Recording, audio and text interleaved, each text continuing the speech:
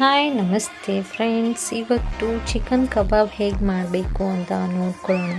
1/4 kg chicken ತಗೊಳ್ಳೋಣ. ಅದಕ್ಕೆ ಉಪ್ಪು, ಖಾರ, ಅರಿಶಿನ ಪುಡಿ ಹಾಕಿ, ಮೆಣಸಿನ್ಕಾಯಿ ಹಾಕೋಣ, ಕೊತ್ತಂಬರಿ ಸ್ವಲ್ಪ, ಕರಿಬೇವು ಸ್ವಲ್ಪ, ಶುಂಠಿ ಬೆಳ್ಳುಳ್ಳಿ ಪೇಸ್ಟ್, ಧನಿಯಾ ಪೌಡರ್ ಹಾಕಿ ನಿಂಬೆ ಹಿಂಡ್ಕೊಳ್ಳೋಣ.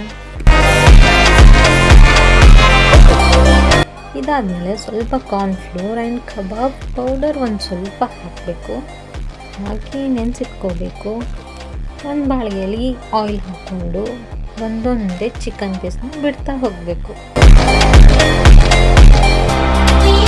ಆಯಿಲಲ್ಲಿ ಚಿಕನ್ನ ಡೀಪ್ ಫ್ರೈ ಮಾಡಬೇಕು. ಅದು ಸ್ವಲ್ಪ ಬ್ರೌನಿಶ್ ಕಲರ್ ಬರುತ್ತೆ.